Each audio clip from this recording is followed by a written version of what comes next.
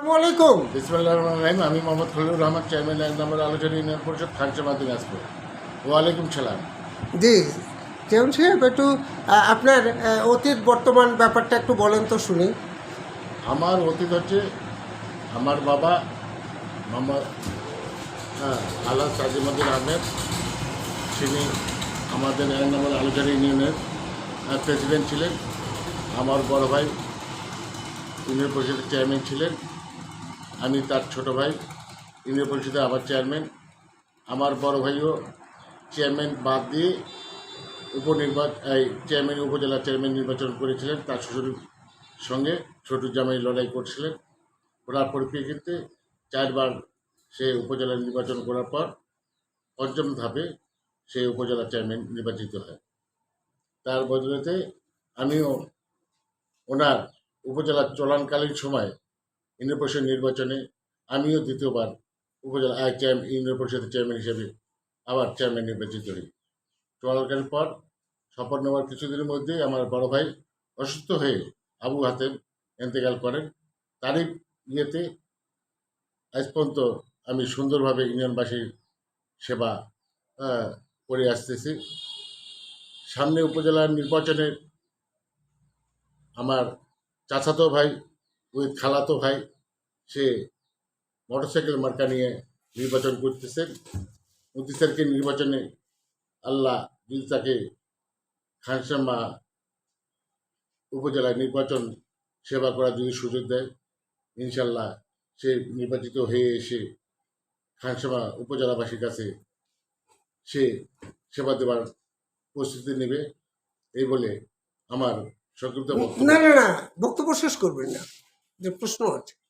প্রশ্ন হলো এই, আপনি সর্বপ্রথম দলীয় মার্কা নিয়ে তো নির্বাচন করেন নাই। জি না। আপনি তো স্বতন্ত্রভাবে নির্বাচন, আপনার ব্যক্তি ইমেজের উপর নির্বাচন করে আসছিলেন। তাহলে এর আগে আপনার এই এলাকার মানুষের জন্য মানবিক বা মানবাধিকার কি কি গুণে গুণান্বিত মানে গুণগুলি আপনি জনসম্মুখে উপস্থাপন করেছিলেন, এটা একটু বলেন। কারণ মানুষের যখন যে কোনো মুহূর্তে মানুষ আমার আমার কাছে আসতো, আসার পর তার কথাগুলো শুনতাম। শোনার পরিপ্রেক্ষিতে সম্মিলিতভাবে আমরা একটা পরামর্শ দিতাম। পরামর্শের হ্যাঁ আলোকে সে আমার কথা পরিপ্রেক্ষিতে সে অন্য অন্য কাজগুলো করতে। আর ঝগড়াঝাটির বিষয়ে কোনো কিছু হইলে আমার কাছে আসতো। আমি দুই পার্টিকে ডাকিয়ে আনিয়া সুন্দরভাবে সমাধান করে দিয়ে তাদের মিল করে তাদেরকে বাড়িতে পাঠিয়ে দিতাম। জি আমরা কোনোদিন থানার মুখী হয়নি। জি। তাহলে বিষয়টা হলো এইরকম, তাহলে জনগণ ভালোবেসে আপনাকে বারবার নির্বাচিত করছে, তাই না? জি জি জি। যা, তাহলে আপনি নিশ্চয়ই সমাজের সেবামূলক কিছু কাজ করছেন, যেমন অসহায় দুস্থ মেয়েদেরকে বিয়ে দেওয়ার ব্যবস্থা করছেন, এরকম কয়টা করেছেন? না, এই ধরনের আমরা দুস্থ মহিলাদের আমার কাছে অনেকজনই আসতো আমার কাছে সাহায্যের জন্য। যতটুকু পারি আমরা তাকে সহযোগিতা করতাম। আর্থিকভাবে সহযোগিতা করেছেন? হ্যাঁ, করেছি। সাবাস। তাহলে অসুস্থ রুগীদের জন্য হয়তো কিছু রুগী চরম না, অসুস্থ, এটা এরা যখন আসে তখন যতটুকু পারি হ্যাঁ আমার নিজস্ব তহবিল থেকে আমি তাদেরকে দেওয়ার চেষ্টা করি। জি। তাহলে আচ্ছা, আপনার এই এলাকায় যে অসহায় দুস্থ মানুষগুলো আছে, পঙ্গু অথবা স্বামী পরিত্যক্তা বৃদ্ধা, তাদের জন্য কি কি ব্যবস্থা? সরকারি তাদের জন্য চলার জন্য মাসে মাসে একটা ভাতা দিত। সেই ভাতার পরিপ্রেক্ষিতে তারা এই টাকাটা নিয়ে চলাচল করত। আপনি তার এটা সুষ্ঠুভাবে আমরা সুসংগঠিত। সুন্দরভাবে বন্ধন করতাম। জি। তাহলে আগামীতে আরো কিছু আপনার চিন্তা ভাবনা আছে কি?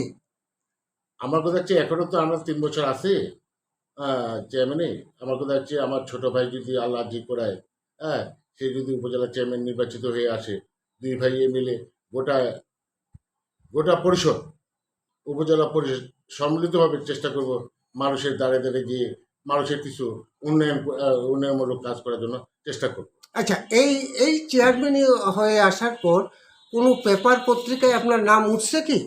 না, ও ধরনের আমরা পেপার পত্রিকা ওই ধরনের কোনো নাম। আচ্ছা, পুরস্কার আপনার জাতীয়ভাবে কোনো পুরস্কার এটা পেয়েছেন কি? জাতীয়ভাবে আমি পুরস্কারটা পেয়েছি, কি বলে আপনার ওই যে বাই ফ্যামিলি প্ল্যানিং থেকে আমি কিছু পুরস্কার পেয়েছিলাম। Family planning. তো যাই হোক, আমি অত্যন্ত আমি আন্তর্জাতিক মানবাধিকার human rights review society resistant director of overall Bangladesh. আমি আপনার আচরণে এত মুগ্ধ হয়েছি। আপনার এই এলাকার অনেক জনগণের কাছে আপনার তথ্য আমি নিয়েছি। আপনি অত্যন্ত অমায়িক ও ভদ্র মানুষ। আপনি একটা মানবিক লোক।